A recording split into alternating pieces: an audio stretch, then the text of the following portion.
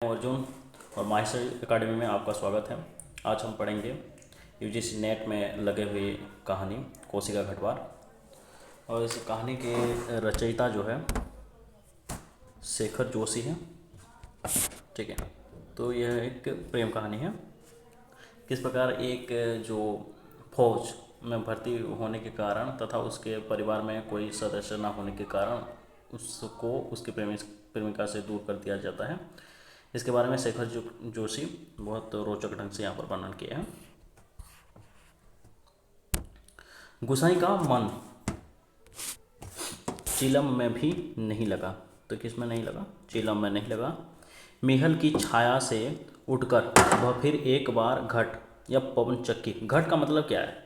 जो पंचक्की, पंचक्की क्या है कि जो पानी में चलने वाला चक्की, यानी इसको क्या करते हैं कि यह जो है एक नदी होता है उसके किनारे लगाया जाता है इस चक्की को, और ये पानी के माध्यम से, जिस प्रकार टरबाइन नहीं होता उसी प्रकार ये पानी के माध्यम से चलता है। पंचक्की के अंदर आया, अभी खप्पर से एक चौथाई से भी अधिक गेहूँ शेष था। यानी खप्पर में जो गेहूँ उसमें डालते हैं उसमें एक चौथाई से अधिक गेहूँ शेष था। ठीक है, खप्पर से हाथ डालकर उसने वह कहीं उल्टा पलटा और चक्की के पाटों के वृत्त में फैले हुए आटे को झाड़कर एक ढेर बना दिया। बाहर आते आते उसने फिर एक बार और खप्पर में झांक कर देखा, जैसे यह जानने के लिए कि इतने देर में कितनी पिसाई हो चुकी है, परंतु अंदर की मिकदार में कोई विशेष अंतर नहीं आया। खस खस की ध्वनि के साथ अत्यंत धीमी गति से ऊपर का पाठ चल रहा था। घट का प्रवेश द्वार बहुत कम ऊंचा था। यानी घट में जो प्रवेश करते हैं, जो रास्ता होता है, वो प्रवेश द्वार बहुत कम ऊंचा था, यानी झुक कर जाना पड़ता था। खूब नीचे तक झुक कर वह बाहर निकला। सिर के बालों और बाहों पर आटे के एक हल्की सफ़ेद परत बैठ गए थे। आप जानते होंगे कि जिस प्रकार हम जब गेहूँ पिसाने जाते हैं तो उसमें छोटे छोटे धूल कण की तरह गेहूँ का जो सफ़ेद कण हमारे शरीर में लग जाता है, उसी प्रकार उसके शरीर में आटे का एक हल्का सफ़ेदपन बैठ गया था। खंबे के सहारे लेकर वह बुदबुदाया, या साला, सुबह से अब तक 10 पसेरी भी नहीं हुआ, सूरज कहाँ का कहाँ चला गया है। कैसे अनहोनी बात है। बात अनहोनी तो है ही, जेठ बीत रहा है, आकाश में कहीं बादल का नाम निशान नहीं है। अन्य वर्षों तक अब तक लोग की धान रोपाई पूरी हो जाती है। यानी उस समय माहौल के या मौसम के बारे में कहता है कि भाई जो है जेठ बीत गया, लेकिन बादल का कोई निशान ही नहीं आया। पर इस साल नदी नाले सब सूख पड़े हैं। खेतों की सिंचाई तो दरकिनार, बीज की क्यारियाँ सूख जा रही है। छोटे नाले गुल्लो के किनारे के घाट महीनों से बंद है। कोसी के किनारे है गोसाई का यह घाट। तो जो गोसाई है वो कहाँ पर उसका घाट था कि कोसी नदी, ये एक नदी है, कोसी एक नदी है, ठीक है, और उसके किनारे गोसाई अपना पंचक्की घाट लगाया था। पर इसकी भी चाल ऐसी कि लद्दू घोड़े की चाल का मात दे देता है। ठीक है, चक्की के निचले खंड में छिचर छिचर की आवाज़ के साथ पानी को काटती हुई मथनी चल रही थी, और कितनी धीमी आवाज़ से अच्छे खाते पीते खालों के घर में दही की मथनी इससे ज़्यादा शोर करती है। इसी मथनी का वह शोर होता था कि आदमी को अपनी बात नहीं सुनाई देती थी। यानी वो जो पंचक्की था वहाँ पर क्या छच्ची छच्ची करके आवाज़ होता था। जैसे मथनी, हम जब मथनी से जिस प्रकार आवाज़ होते थे उस प्रकार पंचक्की से आवाज़ हो रहा था, और लोगों के अपने बात सुनाई नहीं दे रहा था। और अब तो भले नदी पार कोई बोले तो बात यह सुनाई दे जाए। छप छप छप।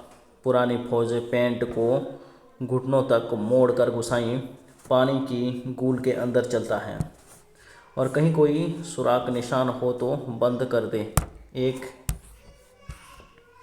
एक बूंद पानी भी बाहर न जाए। बूंद बूंद की कीमत है बूंद बूंद की कीमत है इन दिनों।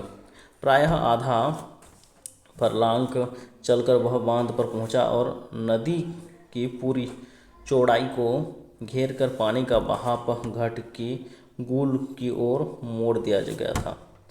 किनारे की मिट्टी घास लेकर उसने बांध में एक दूसरे स्थान पर निकास बंद किया और फिर गूल के किनारे किनारे चलकर घाट के पास आ गया। तो वो पानी उस समय जेठ का महीना भी चला गया था और बादल का एक बूंद भी नहीं था, यानी पानी का बहुत वैल्यू था, क्योंकि बारिश नहीं हो रहा था। एक बूंद भी पानी इधर उधर चला जाए तो बहुत घाटा हो सकता है, इसलिए वो बांधने के लिए जो बांध के पास गया था और थोड़ा बहुत तो बांध दिया और फिर वापस चला आया।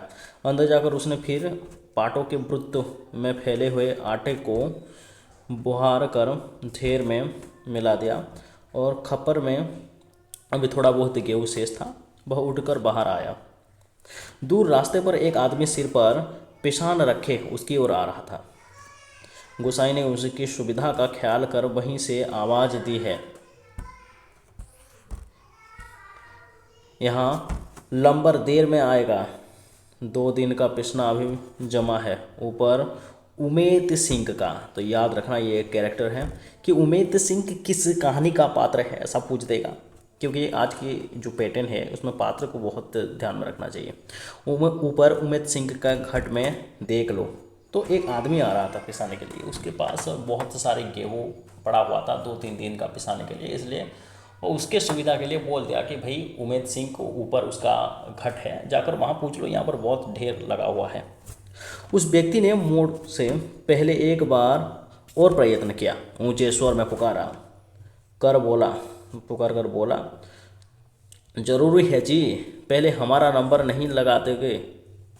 गोसाई होठों में मुस्कुराया, साला कैसा चीखता है, जैसे घट की आवाज़ इतनी हो कि मैं सुन ना सकूं। कुछ कम ऊंची आवाज़ में उसने हाथ हिलाया कर उत्तर दे दिया, यहाँ ज़रूरी का भी बाप रखा है जी, तुम ऊपर चले जाओ। वह आदमी लौट गया। सिंहल एक पेड़ का नाम। छाँव में बैठकर गोसाई ने लकड़ी के जलते कुंदे को खोद कर चीलम सुलगाई और गुड़ गुड़ करता धुआं उड़ाता रहा। खस्सर खस्सर की चक्की का पाठ चल रहा था और किट किट किट के खप्पर से दाने गिराने वाली चिड़ियाँ पाट पर टकरा रही थी। छिच्चिर छिच्चिर की आवाज़ के साथ साथ मथनी पानी को काट रही थी। पत्थरों के बीच में टखने तक फैला पानी क्या आवाज़ करेगा। पानी के गर्भ से निकलकर छोटे छोटे पत्थर भी अपना सिर उठाए आकाश को निहार रहे थे। दोपहरी ढलने पर भी इतनी तेज धूप कहीं चिड़ैया भी नहीं बोलती।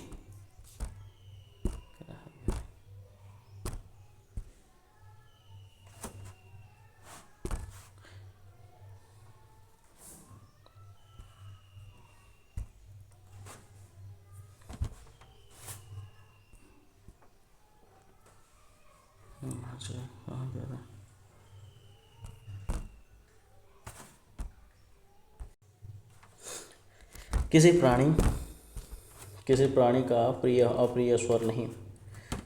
सूखी नदी के किनारे बैठा गोसाई सोचता। गोसाई एक कैरेक्टर है, मोस्ट इम्पोर्टेंट पात्र है इस कहानी का। प्रमुख पात्र कौन है? गोसाई है। सोचने लगा कि क्या उस व्यक्ति को लौटा एवं उस व्यक्ति को लौटा दिया। लोट तो बहुत जाता ही घट के अंदर चप पड़े पिसान के थैली को देख कर 2-4 क्षण की बातचीत का आसरा ही होता। कभी कभी गुसाई को यह अकेलापन काटने लगता है।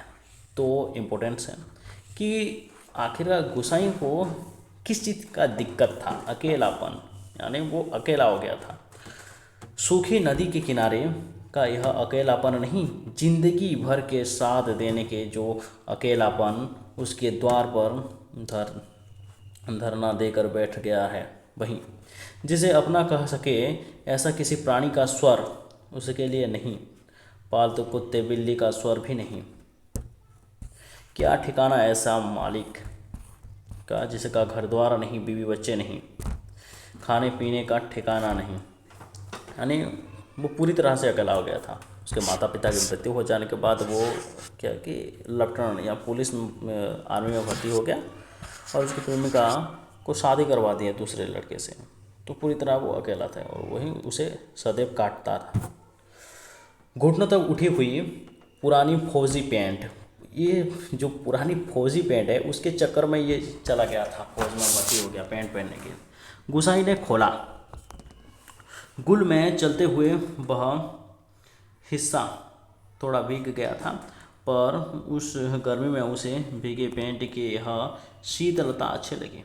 पैंट की सलवटी को ठीक करते करते गुसाई ने हुक्के की नली से मूड हटाया। उसने होठों में बाएं कोने पर हल्की सी मुस्कान उभर आई। बीती बातें की याद गुसाई सोचने लगा, उसी पेंट के बदौलत यह अकेलापन उसे मिला है। तो जो ये इम्पोर्टेंस है कि किस लिए वो अकेलापन की शिकार हुआ था, वो फौजी पेंट के कारण। यानी जब फौजी पेंट देखा तो उसे पहनने के लिए वो फौज में भर्ती हो गया ना। नहीं, याद करने को मन नहीं करता, बहुत पुरानी बातें वह भूल गया है, पर हवलदार साहब की पेंट की बात उसे नहीं भुलाती। ऐसे ही फौज पेंट पहनकर हवलदार धर्म सिंह आया। तो हवलदार धर्म सिंह आया था और लॉन्ड्री की धूली नोकदार फौज वाले पेंट, वैसे ही पेंट पहनने की महत्वाकांक्षा लेकर गुसाई फौज में गया था। इम्पोर्टेंस देखा। तो हवलदार धर्म सिंह जब आया था, उसके फौज पेंट देखकर वैसा ही पेंट पहनने के लिए वो फौज में भर्ती हो गया, पर फौज से लौटा तो पेंट के साथ साथ जिंदगी का अकेलापन भी उसके साथ आ गया। पेंट के साथ और भी कितने ही स्मृतियाँ मुखर है। उस बार की छुट्टियों की बात, कौन महीना, हाँ वैसाख की महीना। तो वो वैसाख के महीना में छुट्टी में आया था। सिर पर कास खोखरी के कैस्ट वाली काली किस्तीनुमा टोपी को तिरछा रखकर फौजी वर्दी पहनकर वह पहली बार एनुअल लीव पर घर आया। तो कब आया था घर? एनुअल लीव पर घर आया था। ठीक है। तो चीड़ वन की आग की तरह खबर इधर उधर फैल गई थी। बच्चे बूढ़े सभी उससे मिलने आए थे। चाचा का गोठ एक दम भर गया था, ठसाठस।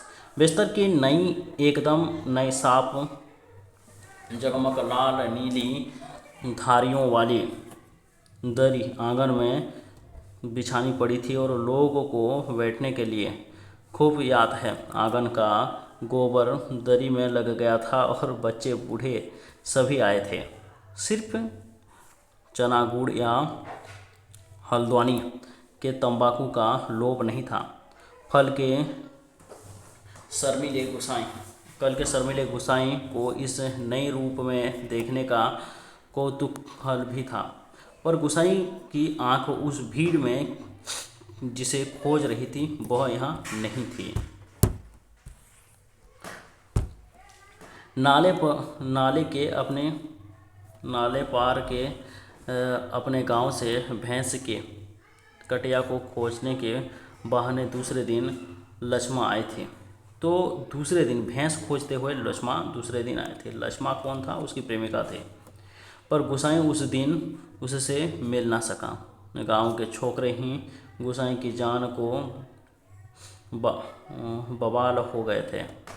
बूढ़े नरसिंह प्रधान, तो ये जो है एक कैरेक्टर है नरसिंह प्रधान, उन दिनों ठीक ही कहते थे। आजकल गुसाई को देख कर सौधनिया का लड़का भी अपना फटी घेर की टोपी को तिरछे पहनने लगा है। दिन रात बिल्ली के बच्चे की तरह छोकरे उसके पीछे लगे रहते थे और सिगरेट, बीड़ी या गपशप के लोभ में। एक दिन बड़ी मुश्किल से मौका मिला था उसे। लक्ष्मा को पात पतेल के लिए जंगल आते देख कर वह पात पतेल यानी पत्थर पात पत्ते तोड़ने के लिए जो के लिए जंगल जाते देख कर वह छोकरे से काकड़ के शिकार के बहाने अकेले जंगल को चला गया था। और गांव की सीमा से बहुत दूर काफल के पेड़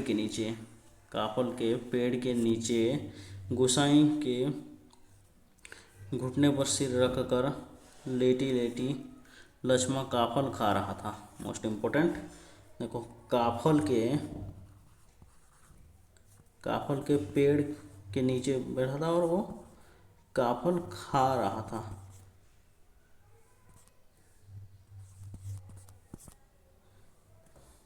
काफल खा रहा था, ठीक है, खा रही थी। पके गहरे लाल काफल। खेल खेल में काफलों की छीना झपटी करते गुसाई ने लक्ष्मा को मुट्ठी भींच दी थी। टप टप काफल का गाढ़ा लाल रस उसके पैंट पर गिर गया था और लक्ष्मा ने कहा था, इसे यहीं रख जाना, मेरी पूरी बाह की कूती इसमें से निकाल आएगी।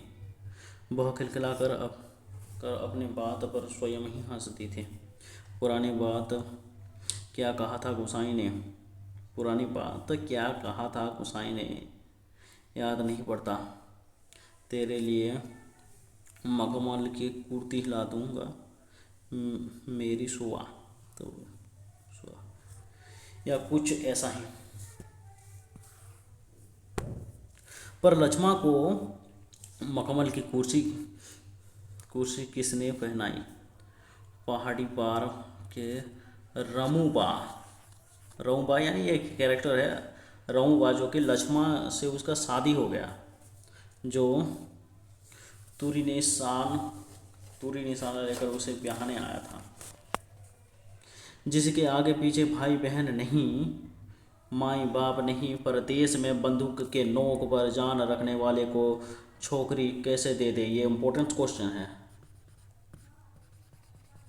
ये इम्पोर्टेंट है क्योंकि ये यूजीसी नेट में बहुत बार आ चुका है। लक्ष्मा के बाप ने कहा था, किसने कहा था? लक्ष्मा के बाप ने।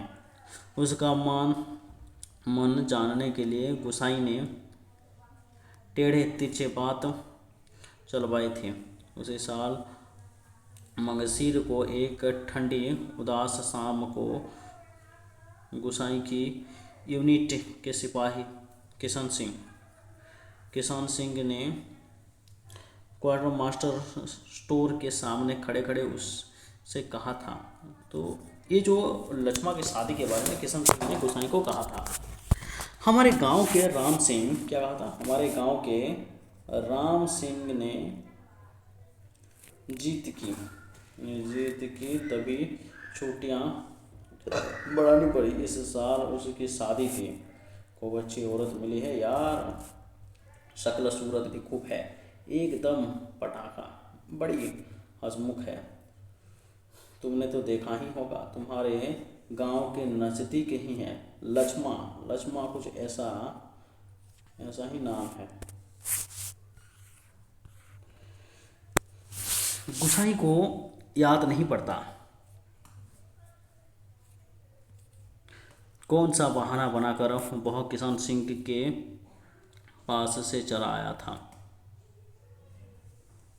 रमड़े था उस दिन, रमड़े रमड़े था उस दिन हमेशा आधा पैक लेने वाला गुसाई उस दिन 2 पैक रम लेकर अपने चारपाई पर पड़ा था, और हवलदार मेजर ने दूसरे दिन पेशी करवाई थी, और मलेरिया प्रिकॉशन न करने के अपराध में सोचते सोचते गुसाई बुदबुदाया, साला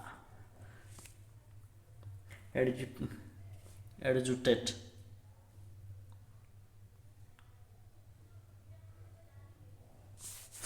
गुसाई सोचने लगा, उस साल छुट्टियों में घर से विदा होने से एक दिन पहले वह मौका निकालकर लक्ष्मा से मिला था। गंगनाथ जीव की कसम, जैसा तुम कहोगे मैं वैसा ही कहूँगा। ये कौन कहा था? आंखों में आंसू भरकर लक्ष्मा ने कहा था। ये भी क्वेश्चन बहुत बार आया है, मोस्ट इम्पोर्टेंट है। वर्षों से वह सोचता है कि कभी लक्ष्मा से भेंट होगी तो वह अवश्य कहेगी कि वह गंगनाथ का जागर लगाकर प्रायश्चित जरूर कर ले। देवी देवताओं की झूठी कसम खाकर उसे नाराज करने से क्या लाभ? ये भी क्वेश्चन आया था, ये इम्पोर्टेंस है। जिस पर भी गंगनाथ का कोप हुआ वह कभी फल फूल नहीं पाया, पर लक्ष्मा से कब भेंट होगी यह वह नहीं जानता। लड़कपन से संगी साथी नौकरी चाकरी के लिए मैदानों में चले गए हैं, और गांव की ओर जाने का उसका मन नहीं होता। लक्ष्मा के बारे में किसी से पूछना उसे अच्छा नहीं लगता। जितने दिन नौकरी रही वह पलटकर अपने गांव नहीं आया, यानी जब नौकरी में था वो अपने गांव में नहीं आया था। एक स्टेशन से दूसरे स्टेशन का वॉलंटियरिंग ट्रांसफ़र लेने वाले की लिस्ट में नायक गुसाई का नाम ऊपर आता है। लगभग 15 साल तक, इम्पोर्टेंस है, लगभग 15 साल तक वो ट्रांसफ़र करता रहा। पिछले वैशाख में ही वह गांव लौटा था। तो किस महीने में? वैशाख महीने में गांव लौटा था। 15 साल बाद रिजर्व में आने पर काले बालों को लेकर गया था और खिचड़ी बालों लेकर लौटा। लक्ष्मा का हट उसे अकेला बना गया। आज उस अकेलापन में कोई होता जिसे गोसाई अपना जिंदगी की किताब पढ़ाकर सुनाता। शब्द अक्षर कितना देखा, कितना सुना और कितना अनुभव किया है उसने, पर नदी के किनारे की यह तपती रेत, पनचक्की की खच्चर खच्चर और मिहल की छाया में ठंडे चीलम को निष्प्रयोजन गुड़गुड़ाता गुसाई, और चारों ओर अन्य कोई नहीं, एकदम निर्जन, निस्तब्ध, सुनसान। तो ये जो निर्जन, निस्तब्ध, सुनसान, ये केवल बाहरी वातावरण नहीं है, उसके अंदर की जो अकेलापन है उसको व्यक्त करता है। एकाएक गुसाई का ध्यान टूटा। सामने पहाड़ के बीच की पगडंडी के सिर पर बोझ लिए एक नारी आकृति उसी की ओर चला आ रही थी। गुसाई ने सोचा यहीं से आवाज़ देकर उसे लौटा दे। कोसी के चिकने काई लगे पत्थरों पर कठिनाई से चलकर उसे वहाँ तक आकर केवल निराश लौट जाने को क्या वह बाध्य करे? दूर से चिल्ला चिल्ला कर पेशान स्वीकार करवाने की लोगों की आदत के कारण वह तंग हो चुका था। इस कारण आवाज़ देने को उसका मन नहीं हुआ। वह आकृति अब तक पगडंडी छोड़कर नदी के मार्ग में आ पहुंची थी। चक्की की बदलती आवाज़ को पहचान कर गुसाई गढ़ के अंदर चला गया। खप्पर का अनाज समाप्त हो चुका था। खप्पर में एक कम अन्न वाले थैली थी। उलटकर उसने अन्न का निकास रोकने के लिए काट को चींटियों को उल्टा कर दिया। किटकिट का स्वर बंद हो गया और वह जल्दी जल्दी आटे को थैली में भरने लगा। घट के अंदर मथनी की चिच्चर चिच्चर की आवाज़ भी अपेक्षाकृत कम सुनाई दे रही थी। केवल चक्की के ऊपर वाले पार्ट की घिसटती हुई घरघराहट का हल्का धीमा संगीत चल रहा था। तभी गुसाई ने सुना अपने पीठ के पीछे घट के द्वार पर इस संगीत से भी मधुर एक नारी का कंठ स्वर, कब बारी आएगी। तो वो क्या कहा, कब बारी आएगी हमारा, रात की रोटी के लिए भी घर में आटा नहीं। वो कहा कि हमारा कब बारी आएगा, हमारे घर में रात की रोटी बनाने के लिए भी आटा नहीं है। सिर पर पिसाने रखे एक स्त्री उससे यह पूछ रही थी। गुसाई को उसका स्वर परिचित सा लगा। चौंक कर उसने पीछे मुड़कर देखा। कपड़े में पिसान ढीला बांधा होने के कारण बोझ का एक सिरा उसके मुंह के आगे आ गया। गुसाई उसे ठीक से नहीं देख पाया, लेकिन तब भी उसका मन जैसा आशंकित हो उठा। अपनी शंका का समाधान करने के लिए वह बाहर आने को मुड़ा, लेकिन तभी फिर अंदर जाकर पिसान के थैलों को इधर उधर रखने लगा और काठ की चिड़िया किट किट किट बोल रही थी। और उसी गति के साथ गुसाई को अपने हृदय की धड़कन का आभास हो रहा था। घट के छोटे कमरे में चारों ओर पिसे हुए अन्न का चूर्ण फैल रहा था, जो अब गुसाई के पूरे शरीर पर छा गया था। उस कृत्रिम सफेदी के कारण वह वृद्ध सा दिखाई दे रहा था और उस स्त्री ने उसे नहीं पहचाना। उसने दोबारा वे ही शब्द दोहराए। अब वह भी तेज धूप में बोझ सिर पर रखे हुए गुसाई का उत्तर पाने को आतुर थी। शायद नकारात्मक उत्तर मिलने पर वह उल्टे पांव लौटकर किसी अन्य चक्की का सहारा लेती। दूसरी बार के प्रश्न को गुसाई ना टल पाया। उत्तर देने पड़ी कि यहाँ पहले ही टीला लगा है, देर तो होगी ही, उसने दबे स्वर में कह दिया। स्त्री ने किसी प्रकार अनुनय विनय नहीं की। शाम के आटे का प्रबंध करने के लिए वह दूसरी चक्की का सहारा लेने को लौट पड़ी। गोसाई कमर झुकाकर घट से बाहर निकले और मुड़ते समय स्त्री की एक झलक देखकर उसका संदेह विश्वास में बदल गया था। हताश सा वह कुछ क्षण तक उसे जाते हुए देख रहा था और फिर अपने हाथों तथा सिर पर गिरे हुए आटे को झाड़कर वह एक दो कदम आगे बढ़ा और उसके अंदर की किसी अज्ञात शक्ति ने जैसे उसे वापस जाती हुई उस स्त्री को बुलाने को बाध्य कर दिया। आवाज़ देकर उसे बुला लेने को उसके मुंह खोला, परंतु आवाज़ ना दे सका। एक झिझक, एक असमर्थता थी जो उसका मुंह बंद कर रही थी। वह स्त्री नदी तक पहुंच चुकी थी और गुसाई के अंतर में तीव्र उथल पुथल मच गई। इस बार आवेग इतना तीव्र था कि वह स्वयं को नहीं रोक पाया। लड़खड़ाती आवाज़ में उसने पुकारा, लक्ष्मा। यानी वो लड़की लक्ष्मा थी, यानी उसका प्रेमिका।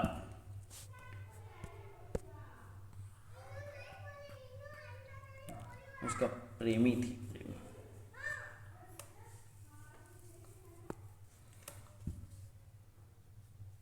घबराहट के कारण वह पूरे जोर से आवाज़ नहीं दे पाया था। स्त्री ने यह आवाज़ नहीं सुनी। इस बार गुसाई ने स्वयं स्वस्थ होकर पुनः पुकारा, लक्ष्मा। लक्ष्मा ने पीछे मुड़कर देखा। मायके में उसे सभी इसी नाम से पुकारते थे। यह संबोधन उसे के लिए स्वाभाविक था, परंतु उसे शंका शायद यह थी कि चक्की वाला एक बार पिसान स्वीकार ना करने पर भी दोबारा उसे बुला रहा है, या उसे केवल भ्रम हुआ। उसने वहीं से पूछा, मुझे पुकार रहे हो जी? गुसाई ने संयत स्वर में कहा, हाँ ले आ, हो जाएगा। लक्ष्मण क्षण भर रुकी और फिर घट की ओर मुड़ आया। अचानक साक्षात्कार होने का मौका न देने की इच्छा से गुसाई व्यस्तता का प्रदर्शन करता हुआ सिंहल की छाया में चला गया और लक्ष्मण पिसान का थैला घट के अंदर रख आया और बाहर निकलकर उसने आंचल की कोर से मुंह पोंछा। तेज धूप में चलने के कारण उसका मुंह लाल हो गया था और किसी पेड़ की छाया में विश्राम करने की इच्छा से उसने इधर उधर देखा। सिंहल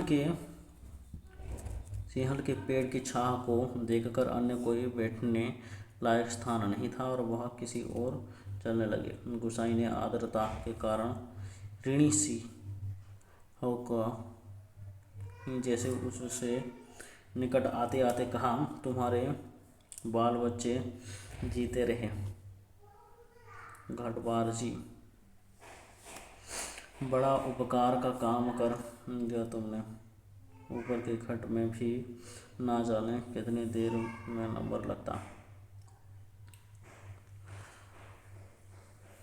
अजात संतति के प्रति दिए गए आशीर्वचन को गोसाई ने मन ही मन विनोद के रूप में ग्रहण किया। इस कारण उसकी मानसिक उथल पुथल कुछ कम हो गई। लक्ष्मण उसकी ओर देखे। इससे पूर्व ही उसने कहा, जीते रहे तेरे बाल बच्चे लक्ष्मण, मायके कब आई? गोसाई ने अंतर में घुमतड़ी आंधी को रोक कर यह प्रश्न इतने संयत स्वर में किया जैसे वह भी अन्य 10 आदमियों की तरह लक्ष्मण के लिए एक साधारण व्यक्ति हो। दाड़िम की छाया में पात पतेल झाड़कर बैठते लक्ष्मण ने शंकित दृष्टि से गोसाई की ओर देखा। कोसी की सूखी धार अचानक जलप्लावित होकर बहने लगी तो भी लक्ष्मण को इतना आश्चर्य नहीं होता जितना अपने स्थान से केवल 4 कदम दूर पर गुसाई को इस रूप में देखने पर हुआ। विस्मय से आंखें फाड़कर वह उसे देखा जा रही थी, जैसे अब भी उसे विश्वास न हो रहा हो कि जो व्यक्ति उसके सम्मुख बैठा है वह उसका पूर्व परिचित गुसाई ही। तुम? जाने लक्ष्मण क्या कहना चाहती थी, शेष शब्द उसके कंठ से ही नहीं रह गए। हाँ, पिछले साल लपटन से लौट आया था, वक्त काटने के लिए यह घट लगा दिया। गोसाई ने उसकी जिज्ञासा शांत करने के लिए कहा। होठों पर मुस्कान लाने की उसने असफल कोशिश की। कुछ क्षण कर दोनों कुछ नहीं बोले। फिर गोसाई ने पूछा, बाल बच्चे ठीक हैं? आंखें जमीन पर टिकाए गर्दन हिलाकर संकेत से ही उसने बच्चों की कुशलता की सूचना दी। जमीन पर गिरे एक दाड़िम के फूल को हाथ में लेकर लक्ष्मण उसकी पंखुड़ियों को एक एक करके निरुद्देश्य तोड़ने लगे और गोसाई पतली सीख लेकर आँख को कुरेदता रहा। बातों का क्रम बनाए रखने के लिए गोसाई पूछा, तो अभी और कितने दिन मायके ठहरने वाली है? तब लक्ष्मण के लिए अपने को रोकना असंभव हो गया। टप टप टप वह सिर नीचा के आंसू गिराने लगी। सिसकियों के साथ उसके उठते गिरते कंधों को गोसाई देखता रहा। उसे यह नहीं सो रहा था कि वह किन शब्दों में अपनी सहानुभूति प्रकट करे। इतने देर बाद गोसाई का ध्यान लक्ष्मण के शरीर की ओर गया। उसके गले में काले चरैयू यानी सुहाग चिन्ह नहीं था। हतप्रभ सा गोसाई उसे देखता रहा। अपनी व्यवहारिक अज्ञानता पर उसे बेहद झंझलाहट हो रही थी। आज अचानक लक्ष्मण से भेंट हो जाने पर वह उन सब बातों को भूल गया जिन्हें वह कहना चाहता था। इन क्षणों में वह केवल मात्र श्रोता बनकर जाना चाहता था। गोसाई की सहानुभूतिपूर्ण दृष्टि पाकर लक्ष्मण आंसू पोंछती हुई अपना दुखड़ा रोने लगी। जिसका भगवान नहीं होता, जिसका कोई नहीं होता, उसका कोई नहीं होता। जेठ जेठानी से किसी तरह पंडित छुड़ाकर यहाँ माँ की बीमार में आई थी। वह भी मुझे छोड़कर चल गई, यानी उसकी माता का मृत्यु भी हो गया था और उसके पति का भी। एक अभागा मुझे रोने को हो रहा है, उसी के लिए जीना पड़ रहा है, नहीं तो पेड़ पर पत्थर बांध कर कहीं डूब मरती, जंजाल कटता। यहाँ काका काकी के साथ रह रहे हो? गोसाई ने पूछा। मुश्किल पड़ने पर कोई किसी का नहीं होता जी। बाबा की जायदाद पर उनकी आंखें लगी है और सोचते हैं कि कहीं मैं हक ना जमा लूँ। मैंने साफ साफ कह दिया कि मुझे किसी का लेना देना नहीं है। जंगलात का लीसा ढूंढ कर अपनी गुजर कर लेगी, किसी की आँख का कांटा बनकर नहीं रहूँगी।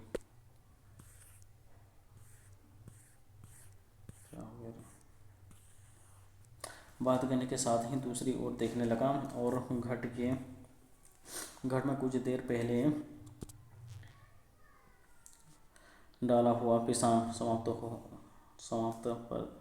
समाप्ति पर था और नंबर पर रखे हुए पिसान की जगह उसने जाकर जल्दी जल्दी लक्ष्मी के अनाज छपर में डाल दिया। धीरे धीरे चलकर गोसाई गूल के किनारे तक गया और अपनी अंजुली से भर भर कर उसने पानी पिया और फिर पास ही बंच गठ के अंदर जाकर पीतल और एल्युमिनियम के कुछ बर्तन लेकर आँख के निकट लौट आया और आसपास पड़ी हुई सूखी लकड़ियों को बटर कर उसने आँख सुलगाई और एक काली पूती बटलोई में पानी रख कर जाते जाते लक्ष्मण की ओर मुँह कर कह गया, चाय का टाइम भी हो रहा है, पानी में उबल जाए तो पत्ती डाल देना, पुड़िया में पड़ी है। लक्ष्मण ने कोई उत्तर नहीं दिया और वह उसे नदी की ओर जाने वाले पगडंडी पर जाता हुआ देखती रही। सड़क के किनारे की दुकान से दूध लेकर लौटते गोसाई को काफ़ी समय लग गया था और वापस आने पर उसने देखा एक 6-7 वर्ष का, यानी 6 से 7 साल का एक बच्चा लक्ष्मण की देह से सटकर बैठा था। यानी ये लक्ष्मण का लड़का था 6-7 साल का। ये इम्पोर्टेंट क्वेश्चन है। इस टाइप का क्वेश्चन आता है कि लक्ष्मण का लड़का का उम्र कितना था, गड़बड़ा जाएगा उसमें। जैसे हम उसने कहा था कहानी में देख सकते हैं, होरा का जो होरा उसका एज पूछा था कि उसका वर्ष कितना बताया गया था, ठीक है, उसी का भी पूछ सकता है। बच्चों का परिचय देने की इच्छा से जैसे लक्ष्मण ने कहा, इस छोकरे को घड़ी भर के लिए भी चैन नहीं मिलता, जाने कैसा पूछता खोजता मेरे जान खाने को यहाँ भी पहुँच गया। गोसाई ने लक्ष्य किया कि बच्चा बार बार उसकी दृष्टि बचाकर माँ से किसी चीज़ के लिए जिद कर रहा था। एक बार झिझक कर लक्ष्मण ने उसे झिझक दिया, चुप रहा, अभी लौट कर घर जाएंगे तो इतनी सी देर में मरा क्यों जा रहा है। चाय के पानी में दूध डालकर गोसाई फिर उसी बंजर घट में आया और एक थैली में आटा लेकर वह गूल के किनारे बैठे बैठे उसे गूंथने लगा और सिंहर के पेड़ की ओर आते समय उसने हाथ में दो एक बर्तन और ले लिया। लक्ष्मण ने बटलोई में दूध चीनी डालकर चाय तैयार कर दी थी और एक गिलास एक अल्युमिनियम का मग और एक अल्युमिनियम के मस्टिन में गोसाई ने चाय डालकर आपस में बांट ली और पत्थरों से बने बेढंगी चूल्हे के पास बैठकर रोटियां बनाने का उपक्रम करने लगा। हाथ का चाय का गिलास जमीन पर टिकाकर लक्ष्मा उठी और आटे की थैली अपनी ओर खिसका कर उसने स्वयं रोटी पका देने की इच्छा ऐसे स्वयं न प्रकट की कि गोसाई ना कह सका। वह खड़ा खड़ा उसे रोटी पकाते हुए देखता रहा और गोल गोल डिबिया सरीखी चूल्हे में खिलने लगे और वर्षों बाद गोसाई ने ऐसी रोटियां देखी थी जो अनिश्चित आकार की फौजी लंगर की चपातियों का स्वयं उसके हाथ से बनी बेडोल रोटियों में एकदम भिन्न थी। आटे की लोई बनते समय लक्ष्मा के छोटे छोटे हाथ बड़ी तेज से घूम रहे थे और कलाई में पहने हुए चांदी के कड़े जब कभी आपस में टकरा जाते तो छन छन का एक अत्यंत मधुर स्वर निकलता। चक्की के पाट पर टकराने वाले काट की चिड़ियों का स्वर कितना निरस हो सकता है, यह गोसाई ने आज पहली बार अनुभव किया। किसी काम से वह बंजर घाटी की ओर गया और बड़ी देर तक खाली बर्तन डिब्बों को उठाता रखता रहा। वह लौट कर आया तो लक्ष्मा रोटी बनाकर बर्तनों को समेट चुकी थी और अब आटे से सने हाथ को धो रही थी। गोसाई ने बच्चों की ओर देखा। वह दोनों हाथों से चाय का मग थामे टकटकी लगाकर गोसाई को देख रहा था। लक्ष्मा ने आग्रह के स्वर में कहा, चाय के साथ खाने हो तो खा लो, फिर ठंडी हो जाएगी। मैं तो अपने टाइम पे खाऊंगा, यह तो बच्चे के लिए। स्पष्ट कहने में उसे झिझक महसूस हो रही थी, जैसे बच्चे के संबंध में चिंतित होने की उसकी चेष्टा अनधिकार हो। नाना जी, यह तो अभी घर से